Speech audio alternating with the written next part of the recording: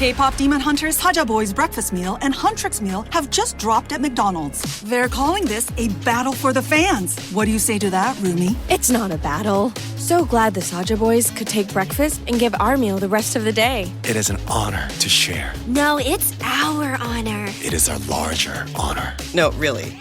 Stop. You can really feel the respect in this battle. Pick a meal to pick a side. Ba-da-ba-ba-ba. At participating McDonald's while supplies last. How was school? Worst day of my life? What do you think? Well, I want you to go see if Tina wants some of this.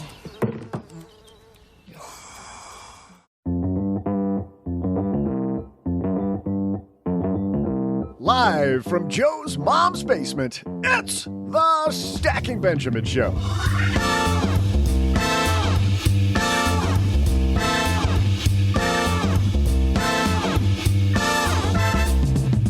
I'm Joe's mom's neighbor, Doug, and it's Gruntled Workers Day. I'm pretty sure Joe tried to gruntle me the other day. I had to get HR involved. Today, to talk about gruntling your bank account, we welcome a dynamic flipping houses duo from the Mile High Fi podcast, Carl Jensen, and from the Bigger Pockets Money Show, Mindy Jensen. In our headlines, one industry is bracing for higher interest rates. Should you? Plus, we'll throw out the Haven Lifeline to David, who's curious about cashing out sick days upon retirement. And then I'll come in with my gruntle trivia. And now, two guys who are happy to help you stack your Benjamins, Joe and O-J-J-J-J-G.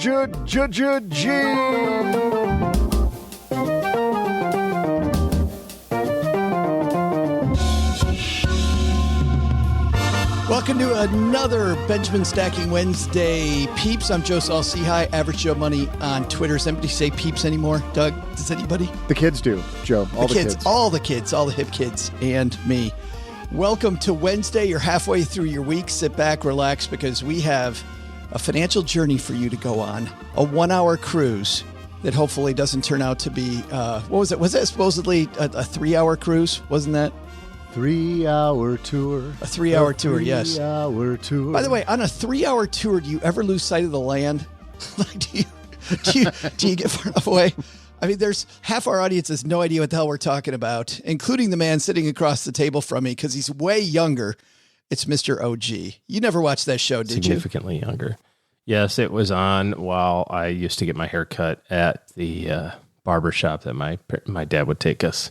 Yeah, I think all of us were seeing it in reruns. None of us were watching the OG show. The old Gilligan's Island show. Marianne, by the way. It's Marianne. You're a Marianne, not just a ginger. To answer the question I know you were going to ask. Or a professor. Not ginger. None of those. We got a great show today. We got the professors, by the way, speaking of professors, we got the professors of flipping houses, Carl and Mindy Jensen with us today. And if you haven't heard Carl and Mindy, Doug, you called them the dynamic duo. They're amazing. Just a great couple. Love talking to them, and spent some time in Longmont. And I was so excited that I actually brought my recorder with me. So we sat down at their house and we chatted about their real estate journey. And so we will replay that for you today. But first, we got a great headline for you. And Doug is waiting to say something. No? Are you just opening and closing your mouth like a fish? That's how I breathe, Joe. I'm a mouth breather. I didn't know what was happening. You're like leaning into the mic. No, I don't know. I mean, you kept talking about our guests, and I'm wondering if am I already a member of the Mile High Fi Club? I mean, I've spent money in Denver. There you go. So I think I'm in the Mile High Fi Club. You got like a Club. sticker for that, OG? Some kind of is it some secret club if you spent money in Denver? Wow. He is just not into it today. He's just not going to participate with the class today. He got nothing. God, it's a great podcast when he doesn't talk. Yeah. Got Carl and Mindy Jensen. Carl and Mindy Jensen coming up. We've got, we're going to talk about sick days, which OG should have taken a sick day today. But first, well, running a small business, as you may know, like I do, it is super fun, but it can also be very tough. And when it's time to get a loan, it can feel impossible to find the lender that you actually trust. Big banks say no. The internet, well, that's full of sketchy offers with sky-high rates and fine print you can barely read.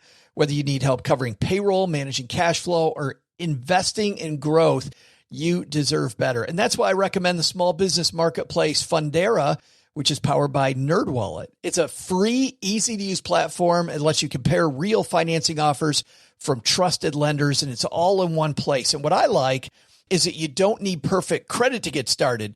There's no spam, there's no bait and switch, just personalized options that fit your business needs. Nothing I like better than a place that treats me the way that they would want to be treated.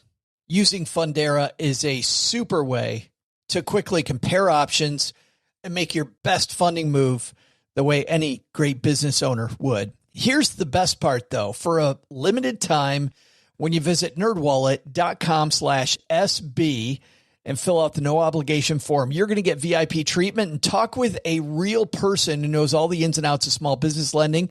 And you can tell them specifically what you're looking for. They can tell you specifically which options you should probably consider most. Don't risk your business on unreliable lenders. Go to nerdwallet.com/SB to learn more and find the funding you deserve. Fundera Inc. NMLS ID number 1240038.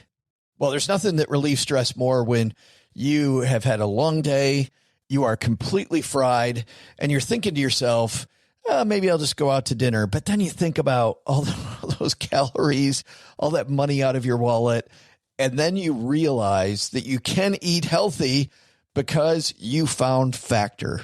Factor is ready in 2 minutes.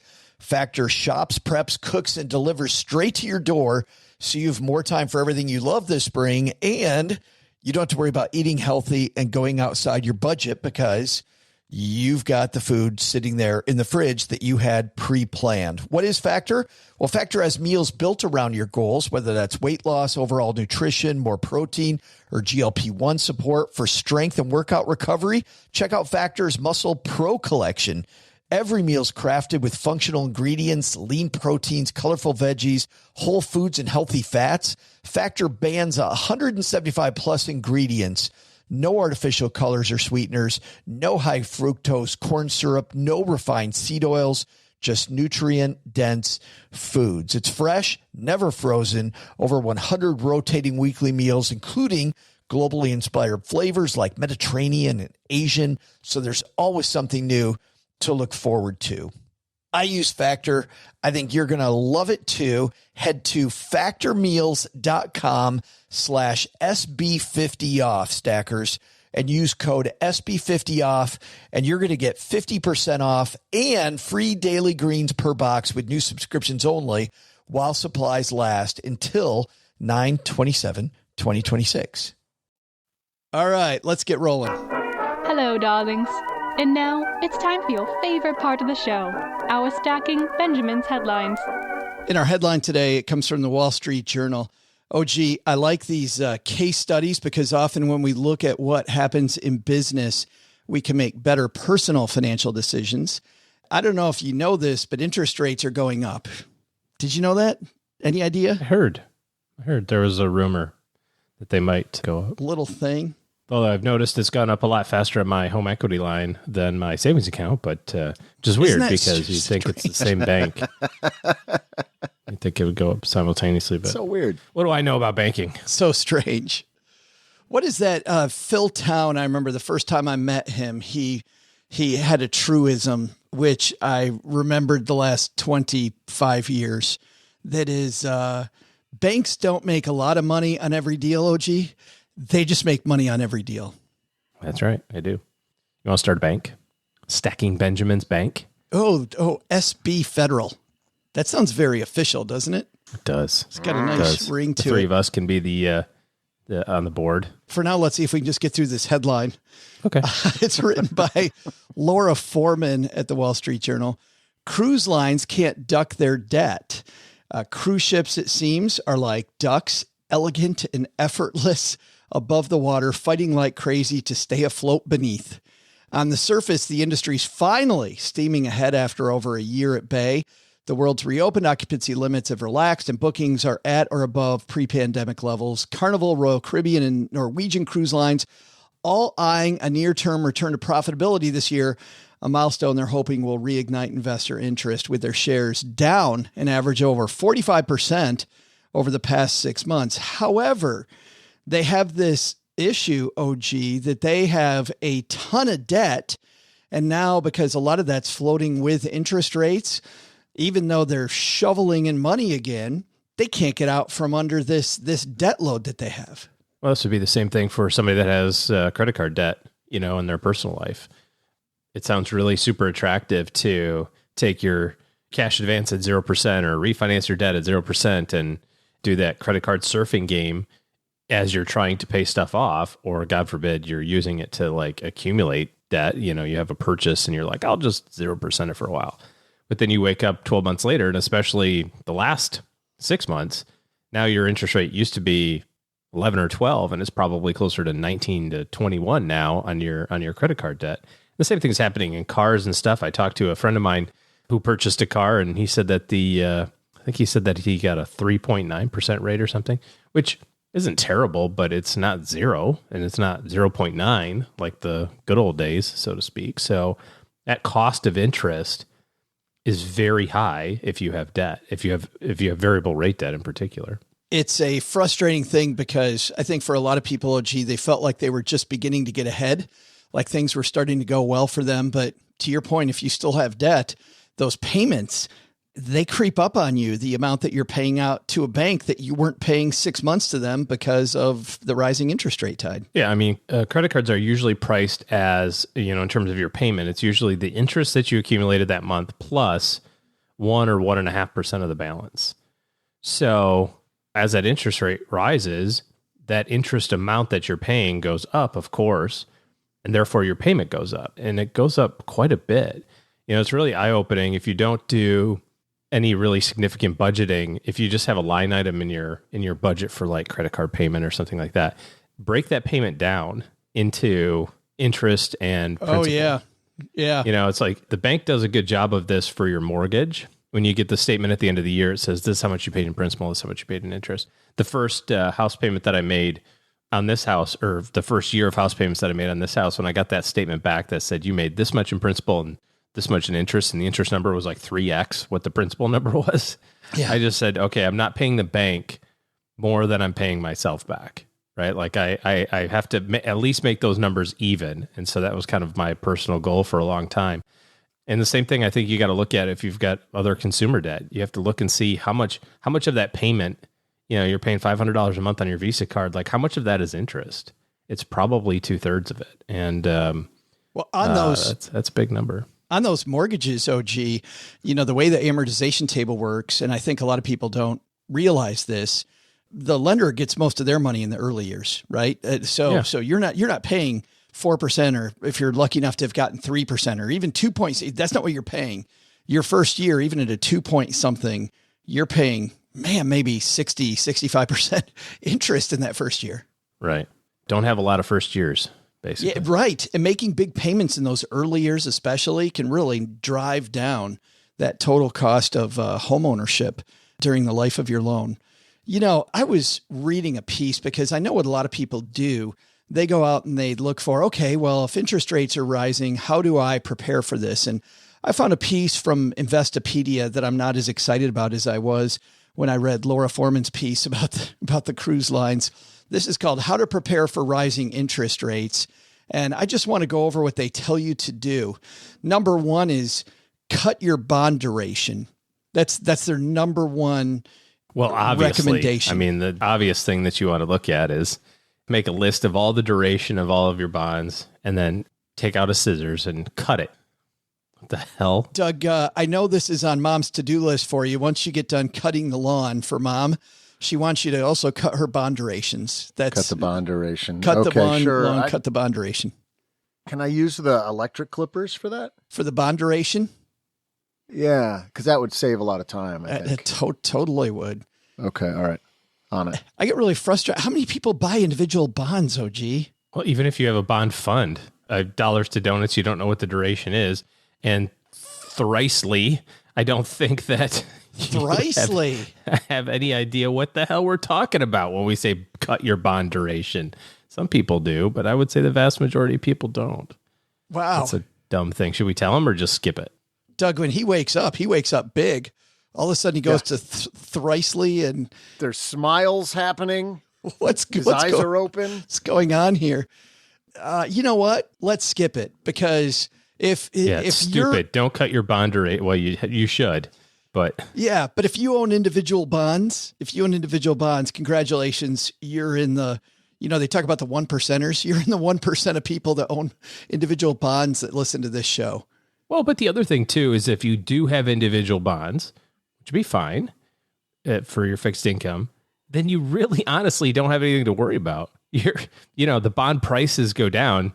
If you have individual bonds, you are contractually obligated or contractually guaranteed, I guess. Yeah, they're contractually obligated. Yeah, to pay you the full amount at the end of the bond. But like when it's over, it's a just loan. Hold it. So just hang on to it. You're not getting the cherry interest that's coming out with the new ones right now, but you're not going to lose any money as long as you hold it for the duration of the period of time that the loan is for, the bond is for. So if you do have individual bonds, that's actually kind of a good thing. And in today's market, and whatever price you see on your statement, you can disregard because you're going to get all your money back, supposedly. I like their second piece on here better, though. Look to stocks and stock funds. Interest rates go up, OG. Look to stock funds.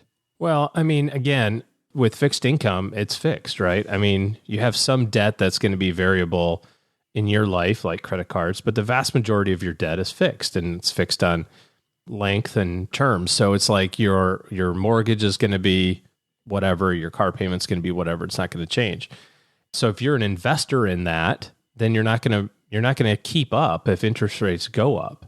So the only way that you can keep up is to have money invested in the ownership of companies where they can affect change immediately based on interest rates. So stocks are really kind of the only place to be.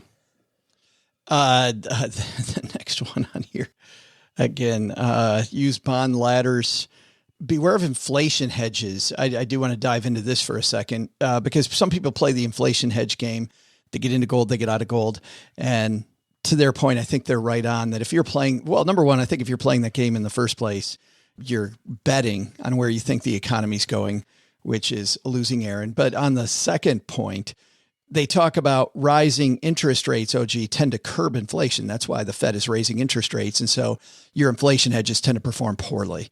So I do agree with that. Well, gold's not an inflation hedge anyway. So stocks are inflation hedge. People think it is. People think they are. Oh, well, then it must be. Yes. If they think it must be, who's that Napoleon, not Napoleon Dynamite. Napoleon, somebody else. Napoleon Hill. Napoleon Dynamite, Napoleon Hill. They're kind of anyways. Did you just compare the dude who wrote Think and Grow Rich yes. to the dude who wore a t-shirt that says vote for Pedro? Yes. Gosh. Really good with the nunchucks. Come on. Yes. Yeah. Gosh. The best thing to do in a rising interest rate environment, OG, the one thing I could think of is lock in your interest rates. I mean, wherever you're at, if you've got variable rate loans, like lock in fixed rates. Yeah, and aggressively paid off. All the stuff that we were talking about 6 months ago or a year ago about, hey, it doesn't make sense to like refinance your house and take the equity or invest it. And, I can arbitrage this interest rate and that sort of stuff. That's all super sexy when that spread between the current rate and your stock portfolio is quite large. When all of a sudden your interest rate on your debt is 6 or 7% and the return on your stock portfolio is minus 18, where should the focus be? That's, I think, why one of those principles of just don't owe anybody any money really saves you a boatload in the long run, because during times like this, you're not paying all of that interest expense. And then you have the cash flow availability to then do what you really should be doing, which is to be buying more stock. Well, hopefully the cruise lines are able to use this return to profitability to maybe pay down some of that debt and do better as well. We will do a deeper dive on debt management and what rising rates mean, and maybe some pieces that we like better. In our newsletter, the 201, if you want to do a deeper dive on this topic or any topic that we talk about on the show, head to stackingbenjamins.com/201, the number 201, and we will get you signed up for our newsletter that comes out twice a week. If they give awards for newsletters, I think this would be an award-winning newsletter at this point. Just fantastic stuff. Pretty sure they do give awards for newsletters, Joe. Do they really? I think so. Oh, we gotta submit ours, because I will put ours against any of those.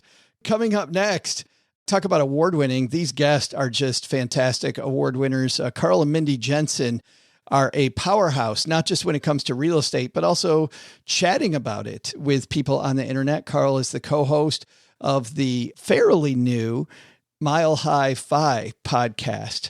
He also is the brain behind the Mr. 1500 blog. We'll talk about his creation of the Mr. 1500 blog and why he did that. Carl, for a long time, worked in the construction industry, didn't want to do it anymore. Said, you know what? How do I get out of this early? Decided he had 1,500 days left and began his journey in chronicling it. Mindy Jensen, of course, has been for a long time, was the community manager at Bigger Pockets, a fantastic real estate community online. And she's the co-host with the CEO of Bigger Pockets, Scott Trench, of the Bigger Pockets Money podcast. They are up next. But before that, Mr. Doug, you got some trivia that might leave a smile on our face. I always do, Joe. Hey there, stackers. I'm Joe's mom's neighbor, Doug. Sure, I'm gruntled here on Gruntled Workers Day. If we're talking about being happy, we should talk about the happiest place on earth.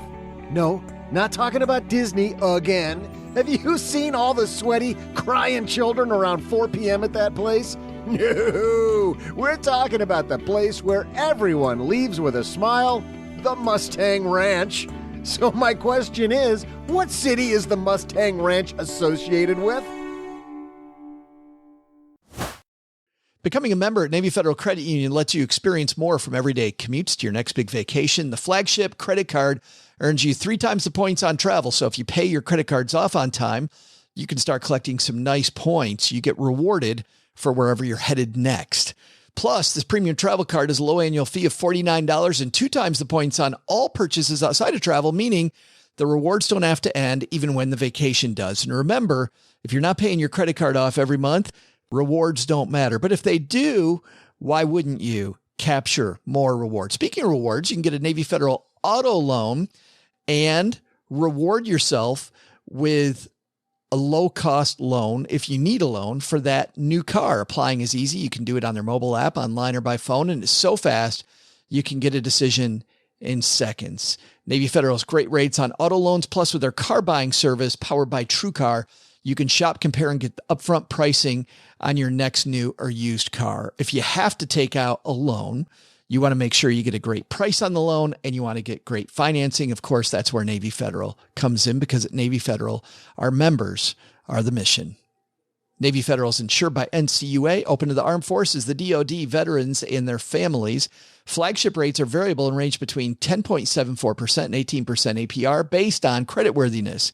ATM fees for cash advances are up to $1 at non-Navy Federal ATMs. Credit and collateral subject to approval. Message and data rates may apply. Visit NavyFederal.org for more information and to apply.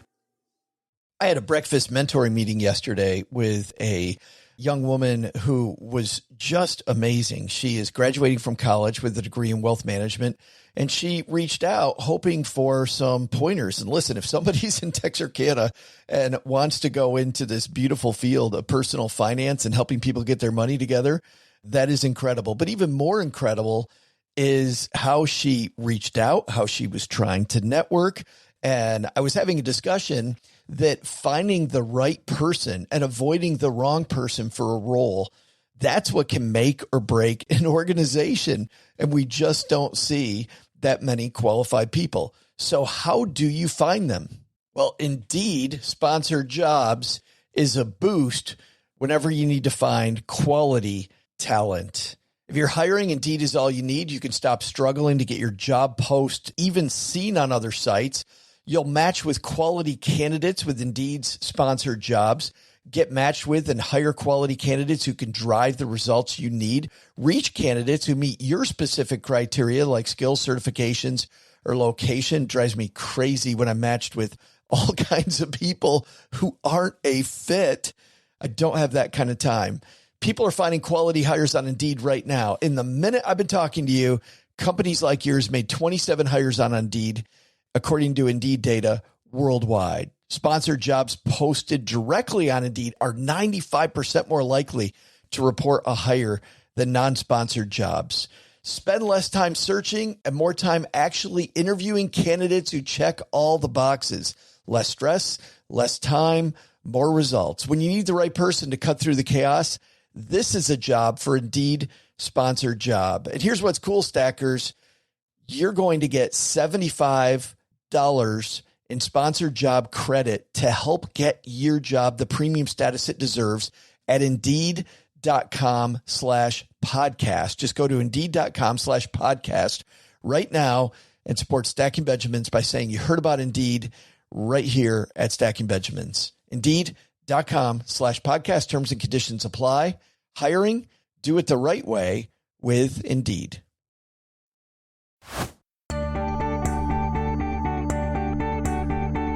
Hey there, Stackers. I'm Mustang Ranch restaurant only patron, Joe's mom's neighbor, Doug. Don't judge. The ribeye steak is to die for. The Mustang Ranch is a legal escort service, meaning that they rent only Ford Escorts, of course. It's the oldest service of its kind, and they even had a reality show about it. So, what city is the Mustang Ranch associated with? Reno, Nevada. And now, to help you turn your money into a working girl, Carl and Mindy Jensen. And coming down to their basement. It's weird because I'm normally in my basement. We've got two people here. One who I think wins the award for guy we've talked about having on the show more times than any other, who's never appeared on the Stacking Benjamin show, and his spouse who needs a frequent flyer pass because she's been on a lot. Carl and Mindy Jensen are here. How are you guys? Hi, Joe. I'm doing very well. I'm so excited to talk to you today. Thanks for being my hoteliers. Yeah, and thank you so much for having me. I am excited to be on. I don't know why it didn't work out in the past. I blame myself, but if you have to have one of us, I'll be honest, Mindy's a much better guest. So I don't think so, man. I've listened to you and Doug on your podcast, and it's slightly fun. Slightly fun. Thanks for saying that, Joe. Is this episode 1500? This is not, but we're getting close. We're up to 12 something. Oh, maybe you could save this for episode 1500. Well, you know what? That episode is devoted to you guys because you are Mr. and Mrs. 1500. And let's actually start there. I want to talk about your life today, not your life when you started, because I think that a lot of people just need to know why this is important. Carl, when you guys have your average day today, what time do you leave the house for work? I don't have a job, so I wake up whenever I wake up. I haven't set an alarm in many, many years. And you're how old? I am 48. And your much younger spouse also, you do have a job. I do have a job. I'm actually older than he is. Oh, wow. Fooled me. You're so sweet, Joe. Joe wins big points. You can tell I've been married for a long time. I'm like, I got to check all these boxes. All right. Nope. I do have a job. You do, but it's a job that you love. It is a job that I love so much I would almost do it for free. Which, by the way, I think is the point. Let's be clear here, you could get rid of that job today. I don't have to work and I would still have enough money to live for the rest of our lives. We would still have enough money. It's our money, Joe. What? And we would still have enough money to live for the rest of our lives very comfortably. I don't know, Carl. I've been here 24 hours and I feel like it's Mindy's money and you're kind of along for the ride. I know. Note that she just said I. Was that a Freudian slip? Are you planning something? But it wasn't always like that, Carl. I mean, there was a point where this was all a dream, which was the point of becoming Mr. 1500. Yeah, the blog is fairly new. We launched the blog January of 2013. We discovered financial independence pretty late in life. I was late 30s, I think 37. That would have been October of 2012. I had a bad day at work and Googled, how do I retire early? And I didn't even really think that was a thing. I was just so desperate. My job was so stressful. I thought I was going to kill me early, and I think it actually would have done that. But anyway, I did that Google search, and up came Mr. Money Mustache and JD Roth, and they talked about retiring early, and especially with Pete. I think he said he retired at 31. I'm like, my first thought was, what kind of scam have I found on the internet? This is just nonsense. No one retires when they're 31. Right. And you're what? You're 38 then. Yeah. Doing some quick math here. Yeah. And then I started reading his blog a little bit. I'm like, no, it's only a numbers problem. As soon as I accumulate this amount of money, I can leave my job. I don't have to work forever. And the cool thing was, even though we didn't know about financial independence before that, we were savers. I had money insecurity issues growing up. So as soon as I could, we maxed out our 401ks and Roths and all that stuff. So we were in a good place. We were set up to retire early, even though we didn't know about it. Even though you didn't know what the game was at the time. Yeah, that put a name to what we were already doing and gave us, it moved the goal up. If I didn't find that, I don't know what would have happened. Maybe we would have retired with just tons of money that we would have never been able to spend, which is funny because that's how it's worked out anyway. Life is good. But I still get this feeling, Mindy, that Carl comes home one day after reading the stuff on the internet like a house on fire. He was working from home, so he just came downstairs and said, hey, I found this thing and I'm going to retire. I'm going to quit my job. I'm like, great, do it. Because he was so stressed out. He was not hiding his stress. He was really, really hating his job. I'm like, quit your job. We can figure it out. You're smart. You can go get another job and then, you can get a better job. You can get a job that isn't so stressful. He's like, and I'm going to write a blog about it. I'm like, well, that's just stupid. But these bloggers are making money hand over fist. He didn't even make money on his blog for like 3 years. No, but that's good. I love the idea, though, of telling your story. And I want to stop for a second here because I think this is really important. At the time, you didn't really know if you had enough for financial independence, but Mindy's saying, hey, we'll figure this out. I mean, I feel like that is kind of the point of this story, that even if you're not there yet, pausing and going, what the hell am I doing, Carl, I think is a great thing. Yeah. Well, number one, I'll back up a second. I'm so thankful to have a spouse who was on board from the get-go. You always hear these stories in the financial independence community. Hey, I discovered Mr. Money Mustache and I'm on board, but my spouse is not. Yeah. What do I do now? And I did have a spouse on board, which was very good. And what was your original question? I hijacked it, Joe. Sorry. No. Well, that's a big piece of it, because what Mindy said was, hey, you didn't say this, Mindy, but it sounded like, without even doing the math, right? Without even figuring out if you can retire forever, this idea of quit your job because it's not for you and we'll figure it out, I think is a strong place, because you don't want to live your life in this regret. Like, I've talked to so many people that are like, I remember my high school track coach, and we were on our way to the state meet, and he was telling me, because there were only a couple of us that qualified. So it was one of the few times I was in a spot with just, where he and I are having a conversation.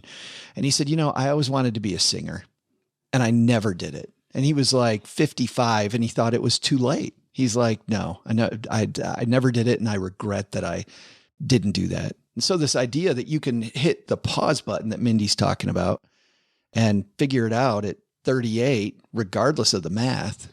Yeah. To anyone who doubts that they can do it, I say, instead of making excuses for why you can't, figure out why you can, because there are a lot of ways that it might not be as easy or as simple for some folks. If you're a single parent with multiple kids and got a rough start, it's going to be more difficult for you.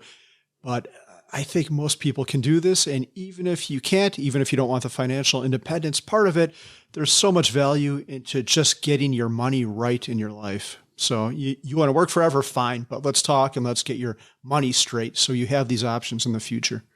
I do want to point out that we were in a good financial position when I said quit your job. We weren't struggling. We didn't have mounds of debt. I think we had a mortgage and that was it. We had savings. We had a good cushion, and he had skills that were in demand. So he could have quit his job without getting a new job and taken a moment to breathe and figured out what he wanted and then gone and got a job. And that's the importance of getting the foundation in place. Yes. I don't want people to hear this story and say, wow, I hate my job, I'm going to quit today. And they have a mountain of debt and they don't really have a lot of great skills. And then they, take this message and they're like, well, Mindy said I should quit my job and now I'm broke. But I don't know. You can start fixing those things one thing at a time. Just take it the elephant one thing at a time. Yes. Start with one bite. But I want to ask you about your ride then.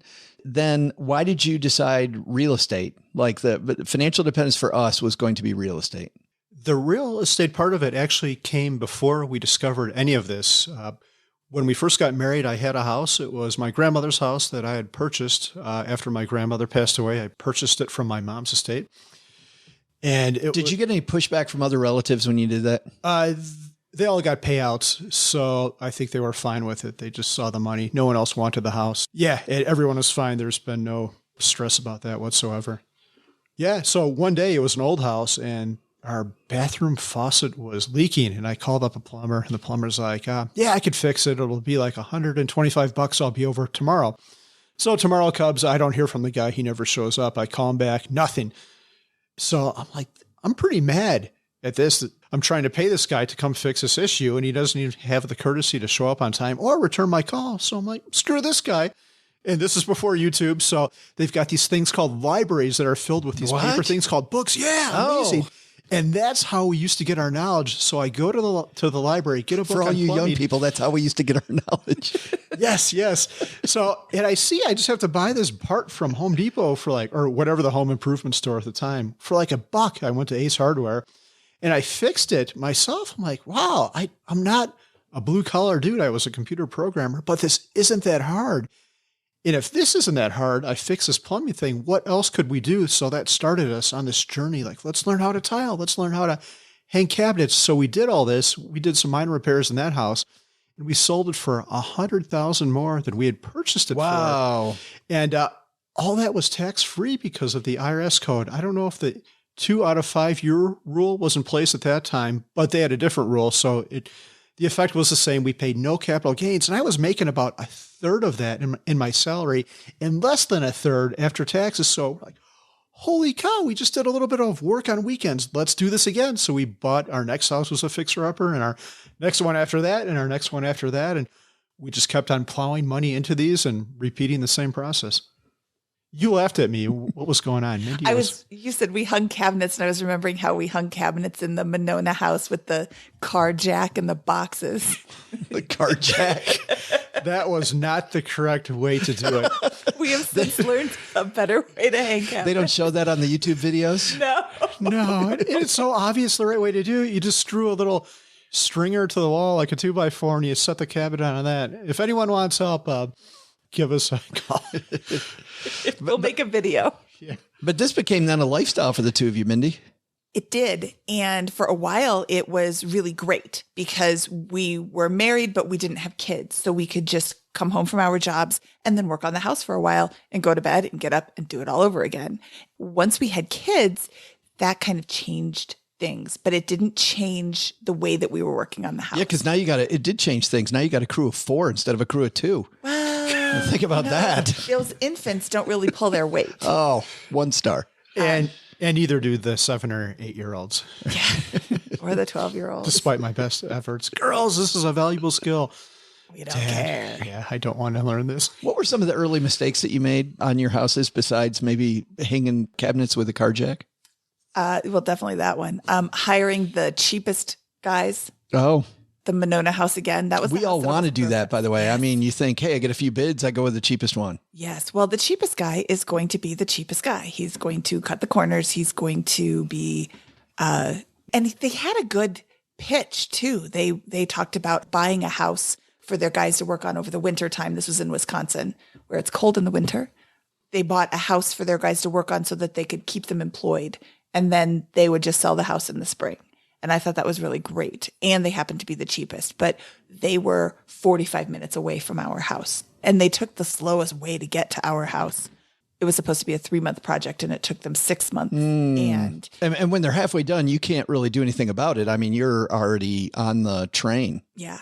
And I mean, you can fire them and hire somebody else, but that's going to be even worse. Sure. Because now you've got to get somebody to come in and fix their mistakes if there's mistakes, or take over the project and they're going to think there's mistakes. And didn't one of the guys, the foreman, got fired for drinking on the job or something. Like there was just a lot of mistakes with these guys. And that particular house we had, like they came and ripped off the roof, brand new roof that the people that we bought the house from had put on. They ripped off the roof because we were popping the top. And then they went home for the weekend. They put tarps over. And then this was again. Oh no. Can you see, Joe, you're ruining the punchline. A 500-year storm came in. Oh. And we're watching this on this website called Wonderground. And we're seeing purple come in. Red is just rain. And purple is like almost thunderstorms. And we have a 4-month-old baby. And it's raining from the light fixtures everywhere. There was a spot in the middle of our bed that we could put the baby where it wasn't wet. And then we just had buckets and bowls and anything that could collect water all over the house. It was just like, that was like the best experience of this old transaction. It was a really, really difficult house. And a lot of it was because we hired the wrong people. Yeah, if you are going to hire out, be very, very careful. Because even if you ask for referrals, they're not going to give you any people who have been unhappy with their work. They're going to give you their brother or brother-in-law or something. Remember that one we were calling up reference? Yeah, when they give you references, call up the references. I called up one reference and they're like, I have no idea why they put my name on that list. We're currently suing them. Wow. It's like, wow, okay. Thank you. I don't need to call any more references for this guy. Wow. But yeah, absolutely call references and, do a lot of research on the people that are working on your house. We were adding a second story. We were doing an enormous amount of work on this house. We did not do the requisite homework for the people that were going to be doing that much work. I think you don't have to do quite as much work when you're hiring an electrician to, install can lights in your kitchen. Right. They just need to be licensed. Why flip versus buy and hold real estate? We actually do both. When we buy properties, we usually have multiple exit strategies, but when you buy one that's in poor condition, and now we've kind of pivoted to where I do most of the work myself, which we could talk about that's good and bad, but you have instant equity in it no matter what you're going to do with the house. We just purchased another one weeks ago, and we might turn it into a medium-term rental or perhaps a long-term rental. We might sell it. But the fact that it's in poor condition, that everything needs to be done on it is superficial issues that I could probably fix in a month of pretty hard work. No matter what we decide to do with it, I'm going to have a lot of equity in it after that month. How do you get that skill though? Do you just have to mess one up like you guys did? I mean, do you just have to take your lumps, or is there some way that you would tell people to evaluate a property? We look for things that are within our skill level. I don't want a house with foundation issues. There's a lot that goes into this. I'll back up a second. One thing I like to tell people is it's better to wait for a really good deal than to jump into an okay deal. You want to make sure there's lots of headroom in there for appreciation once you're done with the work. So this current house we're sitting in now, I think this took us, at least 2 years to find? Mm-hmm. But after that, we could talk about this in depth, but I won't unless you want to. You have to find a great neighborhood, and you have to find one that has houses in your vintage. I don't want a house that's 100 years old because that's a whole other can of worms. So we find houses like 30 or 40 years old because most of those have superficial issues. If the foundation is going to sink, it's already done that, but it might have pink toilets and blue bathtubs. So that's pretty easy. I can rip that out. Minor electrical and plumbing work is pretty easy. I can do windows, but it's all superficial stuff. We're usually not doing a big rebuild. In addition, is always difficult because then you're probably going to have to hire it out. And I guess it's going to be different for everyone. If you're going to DIY it, it depends on what skills you have and what you want to do it. I would also tell people that I enjoy this in moderation. If you don't really enjoy it, maybe this isn't for you. And who do you know? Because finding a contractor is really difficult. In 2008, there was this little housing crash, and a lot of the people who worked on houses went out of business and went and found jobs in other industries. And many of them have not come back. So contractors of all ilk are not there. It's difficult to find an electrician. It's difficult to find a plumber. It's difficult to find somebody to come in and do the work. And when you can find somebody who will call you back, they're quoting exorbitant prices. What did our friend pay for their basement remodel? Like $50,000 or $35,000? It was an enormous amount of money to remodel their basement or finish off their basement. Well, our friend just got a quote for $100,000, and it's a little bit bigger than ours. But just to put that in perspective, I think ours, we have about 15 into it. And there was a lot of heavy lifting here, but it's because I've DIY'd it. Theirs is a little bit bigger. If I did their basement, it probably would have been $30,000. Yeah, but $30,000 to DIY versus $100,000 to hire somebody else to do it. So your original question was, how do you figure out what you want to do? You know, what skills do you have? What contractors do you know? Who can you get to do the work? And, you know, then start looking for properties that fit those criteria. I mean, if all you're going to do is paint the walls and put in new flooring and maybe redo the kitchen, that's something you can do yourself, or you can more easily find somebody to do the work. Whereas if you're going to, like in this house, we redid the kitchen and the bathrooms, and we did this whole basement, and we built the deck on the backyard, and we're going to re-landscape everything. And that's a lot more work. That's a lot of different contractors that you have to find or do the work yourself. But again, Carl said, we started doing this before YouTube. YouTube University is the best free college that there is. And you can go to YouTube and search for any project you want to do. How do I hang drywall? How do I build a deck? How do I paint a wall? And there's 11,000 videos that'll show you how to do it. I was just doing this the other day with my windshield wiper blades on this car. First time I've changed them. I actually was at a place and they were going to do it for me. And the price they wanted was just, I'm like, I think I can go down to O'Reilly's and get my own. But I had to watch 3 different YouTube videos before I found the one that actually worked. But I love that. I mean, once I finally found the right people, but I think that's the same on your real estate journey. Like once you find the few contractors that you guys need to work with now, I would imagine it's a simple phone call because you probably have the team, right? In the case where you can't do it yourself. Yeah, with some people, with others, it's difficult to deal with contractors because what I found is if they have work tomorrow, they don't care about today. But like I remember the guys. What do you mean by? If they have work today, they don't care about tomorrow. Oh yeah, I'm sorry. I reverse that. Yeah. If they have work today, like, what do you mean by that? I don't know. Yeah. So like the guys working on our house, they were about a week from being done, and they started asking me, they're like, "Well, do you know any other jobs around here?" I'm like, "No, not really." I'm like, "You guys don't have anything lined up?" So they're not lining stuff up. Yeah. But on the other side, I know when I have a project, if somebody, wants to wait 3 weeks, I will keep calling. So maybe the problem is also the consumer, isn't it? Yeah, it might be. I think a lot of people are really, really good at construction, but not so good at the business end of it. And that's just our narrow experience. Yeah. We don't deal a lot with contractors anymore just because I've been so turned off by dealing with poor ones that we just do it ourselves. And even we had really great ones for our past house. I can't get them to return my call anymore. I've given them references or I've given them to other people. Now they're just too busy on other stuff. I guess so. I have no idea because I can't get a hold of them. The same guys who were scrambling to find work at the end of our job won't call us back, even though we paid them. We paid them on time. We paid them every week. It's surreal. Scrambling. Yes. It is a weird business. Yeah, it is. And I think that Carl said that he thinks maybe it's just our narrow view. I've seen a lot more through my work at Bigger Pockets. And I think it's, there are going to be contractors who are good at running their business, but most of them are just good at doing construction. Yeah, I think it's systemic because, man, I've had it in Texarkana. My son with his rental properties had a hell of a time putting a team together. He doesn't do any of the work by himself. He has a team, but it probably took him the first 3 or 4 houses to find the team. And to your point, Carl, I think part of his magic is he always has the next one ready to go.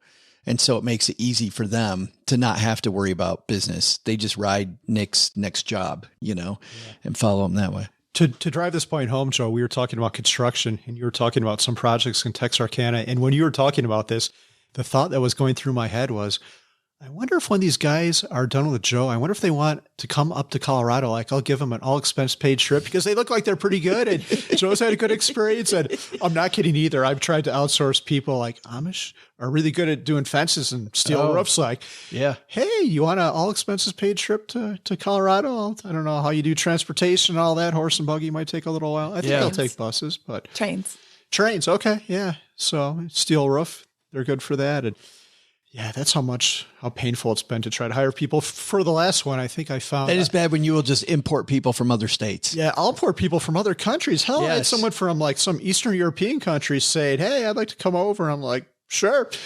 But I think we put a spreadsheet of like 50 people. We needed carpenters. We wanted to hire out the rough carpentry. And out of 50, 2 returned our call. 1 showed up and none of them worked out. How it finally happened was I happened to be walking around the neighborhood and talked to the people. I saw that they were doing good work. I'm like, when's your job up? Do you want to do this one after that? Sure. But it drives me nuts. I'm getting anxiety right now. It's making me mad. Joe, when do your guys become available? Well, actually, they're available right now because my stuff is finished. So we better get on it. Jump on it. You know, initially your goal was 1,500 days of work. Tell me that journey. How did that end up working out? Yeah. So, and to back up a second, we already had good savings, as Mindy mentioned earlier, but we did not have enough to retire. I just pulled some numbers out of my rear and thought, hey, if we earn 10% a year and contribute X amount and tweak our life a little bit, we had a really nice house. We moved to a really bad one, which became another fixer-upper. It would take us about 1,500 days to retire. That was $1 million with no debt. And we got there a year earlier because this was 2013 and we had a really, really great stock market. Nice updraft in the stock market. Really great tailwind. And the whole goal was kind of silly because to try to predict short-term movement in the stock market, like anything under a decade or maybe 2 decades is pretty ridiculous, but hey, it worked out for us, right? Made for some good blog fodder. Well, but this is a question though, with the market being down now, Mindy, does that worry you and being able to continue to do what you want to do when you do what you want to do? No, it doesn't worry me at all because I'm not investing for tomorrow. I'm investing for 10, 20 years down the road. Is this where, though, having another stream of income like you have comes into play? It is certainly more helpful to have a job that is bringing in income when the stock market goes down. Yeah. We can live off of my salary, which is really nice. And I'm a real estate agent, so I've got that salary. His blog brings in income. We've got that money coming in. We have some real estate syndications. We have this new house, so that's going to generate some income. We have a co-working space that generates some income. So there's all these different places to pull income from. We could sell stocks if we needed to, but we don't need to. And that is very comforting to be in that position. But I love this idea. At the beginning of this discussion, we talked about deciding, let's hit pause because you had that foundation built. And now you're at the point, though, that you're working, doing things that you love. So why not?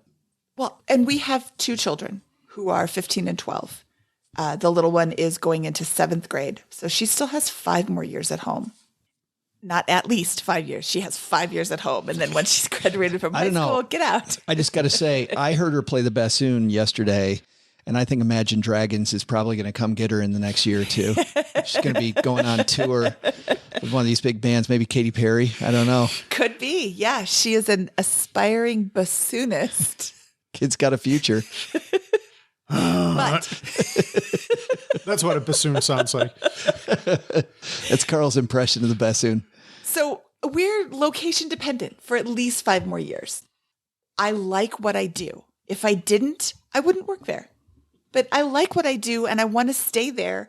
I need to fill up my days. And I could fill up my days with something else if I didn't have this job. But I have this job that both generates income and I enjoy. So as long as I enjoy it, I'm going to stay there. And, you know, when the stock market's down, maybe I enjoy it a little bit more. just slightly more. I like that. No pressure, but it certainly motivates me a little bit to get out of bed, right? And, you know, I do want to point out, I don't think people are talking about this enough. In the 4% rule, in Bill Bengen's original research, there was one period of time where just the 4% rule for people that don't know, because we've talked about this a couple times. 4% of your nest egg is what you can spend reliably to get where you want to go, as long as it's invested, earning a reasonable rate of return. I think that what's 4% rule? 7? 7? I think it's 7%. I think it's a 7% return. And he had a 60-40 stock allocation. Yeah. It's a fascinating read. Have you ever read the original article? A long time ago. Oh, it's so long time ago. So good. Yeah. But in the 4% rule, the one instance or the one period of time where money didn't last at least 30 years was when you retired into a period of incredible inflation, which is where we're at right now. And I'm not saying that to scare people. I'm saying that to, alert people, hey, do some research. Michael Kitces has an amazing article where he extrapolated Bill Bengen's original research because Bill did it in the 90s. And Michael continued on. And again, it was that period of time where we hit really high inflation right when you were retiring. And he calculated it went below zero, but it was like one time. Yeah. And the 4% rule is only 4% because of that one period of time. It's actually more like 6 or 7%. So in many cases, when you retire, you have a lot more. You can make it. Like somebody that did start tapping their investments in 2013 in that uproar stock market, probably even today is still good at a higher percentage. Yeah. So if you're thinking about retiring now, maybe look at your spending, look at your nest egg. If you're just barely hitting your 4% rule number, maybe consider a part-time job or consider a different, maybe you don't spend so much, maybe you don't pull out so much, but be aware of your finances. You don't just retire and stop looking at your money. I do not like that. I got to what? I got to keep paying attention, Mindy? Is that your point? That's horrible. Yes. That is just rotten. Well, I like this idea, though, of solve for flexibility, not for optimization, right? I mean, too often we go, oh, I barely have enough. Let's pull the trigger. Not a good time. I want to ask you about what's going on in your respective podcasts, because obviously we have people that love listening to other podcasts. And Carl, because we haven't talked on this show much at all about Mile Hi-Fi. So you and Doug, crazy show. What do you guys got coming up? Yeah, who do we have coming up? We like to interview interesting people, and luckily we're in Longmont, so Longmont is a bit of no shortage. Yeah, it's kind of like a mecca for early retirees. Mr. Money Mustache is right here, and we're here because of him. We sent him an email and say, hey, how's Longmont? Let's come check it out, and boom, we're here. Where were you at before here? We were in Parker, Colorado for a very short stint, and prior to that, we were in the Midwest, like Chicagoland and Wisconsin. But you don't have the wonderful accent down. I love accents no matter where they are, like the Northeast Texas where I'm at now. But I loved calling Minneapolis when I worked with American Express. That's where our headquarters was. They'll be like, okay there, Joe, how you doing? Yeah. I've tried to, sometimes if I'm nervous or tired, my Chicago accent comes out, but I try to suppress it because I don't think it's pleasant. I like your pizza. I just don't like your accent, Chicago. Wow. Chicago sent your hate mail to Carl. Whoa, no, Chicago's a great city. I love it. But who's coming up? Who's coming up? A good story coming? Who is coming up? I'm trying to figure out. It's mostly locals. So the thing about our podcast is we've had some great big people on there. We've had Paul Pant on there. We've had Pete, Mr. Money Mustache on there. But I think it's just as good and maybe even more interesting to interview local people. These untold stories. Yeah, because those are the people who aren't making money from a blog. These are the people who are really living the FI life and living by the 4% rule. So yeah, to tamp down any excitement, it's just locals. But I think we have one with a guy named Eric Peterson, who's a local friend and just outstanding. What a great guy he is. And he was actually in the mutual fund industry. So he's like, I worked for the dark side, actively managed funds. And I saw the light and I stopped doing that. But he had a lot of really good insight on why a lot of actively managed funds aren't a great idea, and a really good FI story on top of that. And we're going to have Mindy on again soon. I don't know if you know that, but it's going to be great, whatever we do. I didn't know that, but hooray. How about that? Congratulations. And Joe, it would be awesome to have you on. Guest booking. It'd be fun. Yeah. Absolutely. We had fun last night just hanging out with the Longmont crowd. And Mindy, what's going on at Bigger Pockets Money? We have a story coming up. It's a friend of Scott's, and his nickname is Ruthless Toothless because he's a hockey player, former hockey player and rugby player, and he lost his two front teeth. and he's in the military and he's about to get permanent replacements. Veneers but he can pull out his teeth very easily, and he does it at the end of, there's a video, and he does it at the end, and I was like, oh my God, it's really shocking. Whole different look. Wow, teeth are very important. But he's got a really great story because he was a financial disaster. And when I say that, a lot of people are thinking, oh, okay, so he had like a 520 credit score. No, he had like a 412 credit score. He just didn't want to think about it, so he didn't. And he saw Scott buy beer for everybody on the rugby team. And he's like, how is this young kid buying beer for everybody? What is he doing that I'm not doing? Like, how is he? And by Scott, for people who don't know, this is Mindy's co-host and the CEO of Bigger Pockets, Scott Trench. Yes, Scott Trench. So he asked Scott, how are you able to do this? And this is the best part of his story.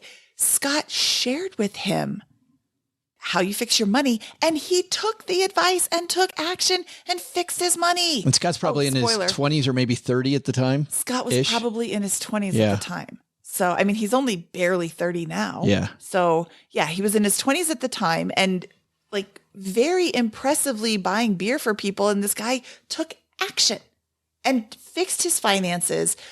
You know, there's a lot of people who are embarrassed that their money situation is in a bad place. So they just ostrich syndrome, hide their head in the sand and don't even want to fix it. Because it might get better if I don't look at it. Yes, exactly. That's exactly how it works all the time. So it was just really nice to hear this story that not only did I take action, I fixed my finances, and now I am in a great financial position. I have 4 rental properties with my wife. We're doing really great, and we are building our financial future.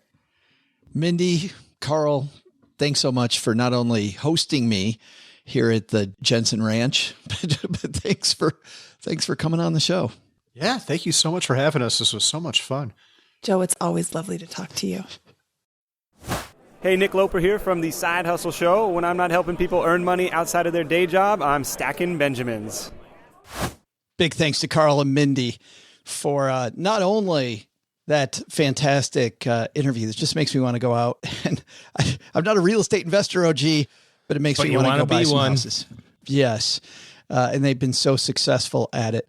But I like what they talked about, OG. Don't go quit your job without setting up that foundation. And people want to skip the foundational stuff. But because they had a good foundation, Mindy could say, yeah, Carl, let's do it. Let's go ahead and quit now and we'll figure it out. And I feel like that's the difference between people that make it through that that tough period, and people who don't, is having the debt paid off, like we talked about earlier, and having a good emergency fund to draw from. Yep. It matters. And by the way, if people are disgruntled, and I think, Doug, what you're doing here might be a soliloquy on the nature of that word. Disgruntled is the lack of gruntled. Oh, that helps. What does it actually? What is it? Well, that's the point. What does it mean to be gruntled? I'm not sure. I don't know, but I'm doing those exercises every day here in my chair. Those are the exercises you can do to really, without even having to get up. The gruntling exercises. Your inner thigh exercises. Oh, yeah. So you my can get all gruntled. muscle is so strong. I've got total control over my gruntle muscle. Well, maybe that'll get you better life insurance rates. Hey, let's throw out the Haven Lifeline and tackle some of life's most important questions. I don't know. I just realized our friends at Haven Life Insurance Agency, Doug, they put what you value first. Finding a checkout line at Costco with nobody in it. Oh, does that happen? Is there such a thing? It does. And when you see it, angels, like, you don't even have to be done shopping. When you see it, you sprint to that line, because that never happens. Because you're done then. It's like a sunny day in Ireland. Just doesn't happen. My least favorite thing that happens, I would say 4 out of 5 times we go to the grocery store, Cheryl's like, you get in line and I got to run back and get something. Right. And invariably then I'm at the front of the line. We're completely checked out. I've got 5 people behind me and we're still waiting for her to come to the front. Yeah, is there an urgency, a panic worse? You're sitting there waiting, you're looking over your shoulder. Come on, Cheryl. Come on, Cheryl. I'm almost there. I've gotten to the point. Terrified. I got to the point now where I'm just like, nope. She's like, but we're going to wait in that line. I'm like, no. I would be the one waiting in that line. I'd rather wait together with you than get the death stare from 4 people behind me, because we're all waiting for you for the poppy seed dressing. Yeah. That sounds Very specific. I don't know where that came from. Wow, let's get back to the read. It says Matt at Haven Life. The poppy seed pressing. Matt's like, isn't it time for us to talk about Haven Life? Yes, less time at the Costco checkout, Doug, means more time living. And also, by the way, that's the same reason they've made buying quality term life insurance actually simple. Their application is simple online. You get an instant coverage decision, affordable prices, and all policies issued by their parent company, Mass Mutual, more than 160-year-old insurer. If you know that you need insurance, just get it done now. Get it done right now and then go about your summer. StackyBenjamins.com/Haven Life tells them that we sent you. Today's, we're going to throw out the Haven Lifeline to David. Say hey, David. Hey, Joe and OG. First of all, I want to say thank you guys for all that you have done. I've been listening to you for the last 4 years. And although I really haven't learned anything, I do know that there was accidentally a day back in 2018 that I learned something about HSAs. And since then have been fully investing into it and plan on using it as a retirement account. Past 2 years in my work in education have been really tough, and I've been wondering how much longer I'm going to be able to stay doing this. I'm currently 55 with 32 years as a teacher and as an administrator. My question today really is about adding a VEBA account upon retirement. In my district, I can cash out 25% of my unused sick days and vacation days when I retire. This would be about 80 days that could be put into a VEBA account. Now, I've heard that you cannot contribute to both a VEBA and an HSA in the same year. Is that true? I've been researching the topic online and have found nothing. So I thought I would ask the only people that I know that are actually smarter than the internet. I'm also wondering if there's a loophole here. If my district is putting the money into the VEBA account on my behalf, is that okay since I would not be contributing that money? Or does this mean that I should not contribute to the HSA in my final year since the VEBA contribution would be so much greater? Thank you for all you do. Despite the show having no educational value, I will continue to recommend it to all my friends. And we cut him off. Right as he's giving us a compliment, we cut off David. We're like, okay, enough. Let's get on with that. Man, we got some stuff going on here because, Doug, you and I were talking about this a little bit earlier. What David has where he can use his sick days, pile them at the end, doesn't happen as often as it used to. So if people are thinking that they're going to take a bunch of sick days at the end of their career, you might want to check with your HR to make sure that still is the same. Yeah, though ask that question carefully because it's a major tip-off. Well, gee, Mike, why do you ask? Hypothetically, if I wanted to take sick days starting tomorrow. How many sick days do I have? Well, according to this, you have 120. See ya. See, that'll get me through December 31. So how do I get my paperwork, Jane? That's question 2. Yeah. So you might not be able to do that. So David's lucky. Right. Second question, though, before we actually answer his question, OG, he mentioned a type of account that a lot of people might not know much about. People may know an HSA, but they don't know this other type of account he's talking about. What's this account he's referencing? It works just like a HSA, only it's funded with employer dollars. So an HSA, you put your money in, employers can put money in. An HRA, like a healthcare reimbursement account, it's kind of like that, or an FSA, which could be a combination of both. So it's really just kind of employer contributions only, not employee contributions. So it works a little bit differently, but it kind of sort of the same in that it helps reimburse medical costs, mostly things like dental and vision costs in retirement. And once you've eliminated that and like you have to pay the deductible, it's a little more complicated than HSAs, then you can use it for medical reimbursements. So diving into his question, then what do you think? Yeah, I mean, so what he's talking about is he's saying I've got some sick days left, and instead of taking them in cash, I would like to take them in basically in retirement funds and kind of finagle the payout so that the leftover sick days that I would normally get paid and taxed on, I'm going to take that money and put it into this healthcare account for retirement. And that's totally fine to do. Yep. I don't see why you wouldn't do it. If you have extra money and you don't need the cash for anything, that's fine. I wouldn't retire with sick days left over. I think you said I get to cash in 25% of my sick days. It's like, well, make sure you use those other 75% on days off. Don't. Well, based on Dave's message about being able to actually retire and how he's not sure he's going to make it the next few years, I bet he's got a plan for every one of those sick days, don't you? Yeah. And you're right. I think it's kind of the double-edged sword of sort of unlimited PTO, which is all the rage now. We've been doing it at our company forever, but the double-edged sword of you don't earn PTO is you don't get to retire with that big bonus. You know what I mean? Like that used to be kind of all the cool stuff. You'd work your tail off those last 5 years to drive up your income, work tons of overtime to make sure that your pension calculation was really high. And then you'd stick it to the man and retire with 2 years of vacation and get one big check of, $180,000 or something like that, on the last day. But that's really not a thing. So if you can use it and put it in a qualified plan somehow, I mean, this would be no different than saying, okay, I'm not contributing enough to my retirement plan. I've got a 401k or I've got a 403b and a 457. So in educators, usually have both, right? A 403b and a 457. So you can contribute 20,000 to each one, 40,000, 41,000 this year in total. So it'd be no different than saying, well, I'm just going to take a higher distribution or a higher contribution amount into my 403b this year, the year that I'm going to retire.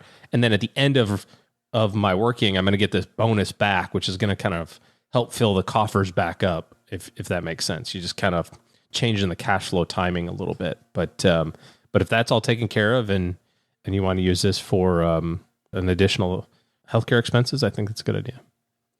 Thanks for the question, Dave. And you know what? Because Dave was brave and called in with his question and probably helped a ton of people maybe learn something crazy that might happen.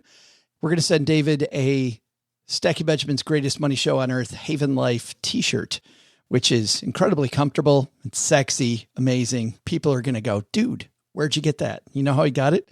By just calling him with his question, stackingbenjamins.com/voicemail. That's going to do it for today. Just a couple of housekeeping things. Number one is if you want to hang out with us, we're only doing this for a few more weeks. We make the Friday shows every Monday just for the rest of summer. You can join us on our YouTube channel. By the way, a lot of new things beginning to happen over on our YouTube channel. Put Stacking Benjamin's podcast into the search feature, subscribe to the channel, hit the little bell, and that will notify you when we go live. But it's 5 p.m. Eastern, 2 p.m. Pacific to give you the specific time that we're going to do this. Some days we show up a minute or two late. So if we're not there right at 5 p.m., we're just getting the microphones all set and ready to go. Second is once a quarter for people that have referred others to our 201 newsletter, we have a hangout with that inner circle of people that refer our newsletter out. We've got another one coming up late here in July. So begin, stackers, if you're playing that 201 referral game, make sure you referred enough people that you can hang out with us and have a private chat just for that group of people. But at stackingbenjamins.com/201, inside every 201 newsletter, we tell you about our referral program. Last but not least, if you're not here for additional tips like our newsletter or to watch us make the show live on YouTube, you just need better financial help in your corner. You need a better team.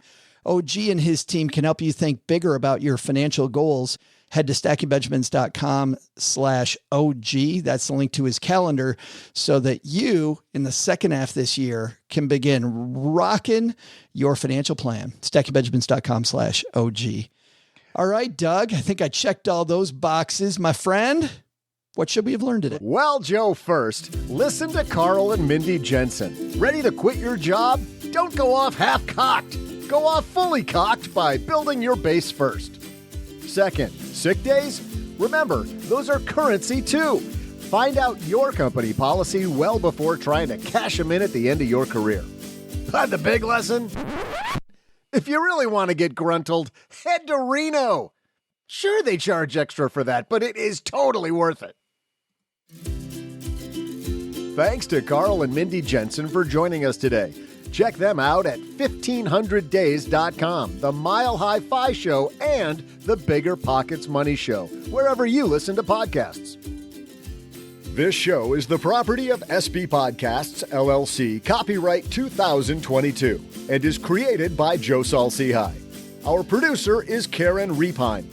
The show is written by the brilliant Paulette Perhatch with help from Joe, me, and Doc G from the Earn and Invest podcast. After you listen to our show, check out the 201 Deep Dives written by our website manager and blog editor, Brooke Miller. You'll find the 411 on all things money at the 201. Just go to stackingbenjamins.com/201. Once we bottle up all this goodness, we ship it to our engineer, the amazing Steve Stewart. Steve helps the rest of our team sound nearly as good as I do right now. Want to chat with friends about the show later? Mom's friend Gertrude is our social media coordinator and the room mother in our Facebook group called The Basement. So, say hello when you see us posting online. Here's a weird fact. Both she and Tina Eichenberg are never in the same room at the same time. To join all the basement fun with other stackers, type stackingbenjamins.com/basement. I'm Joe's mom's neighbor, Doug, and we'll see you next time back here at the Stacking Benjamin Show. Not only should you not take advice from these dorks, don't take advice from people you don't know. This show is for entertainment purposes only. Before making any financial decisions, speak with a real financial advisor.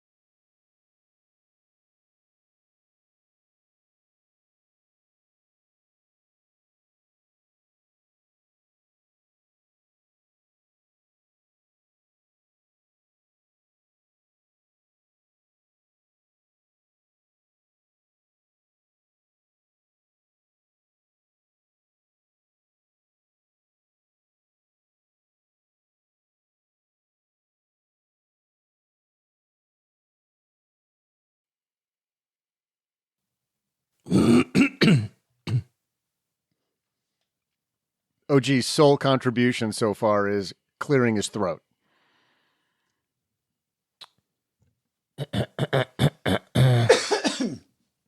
3, 2, 1. Sounds like the Mana song from Muppets.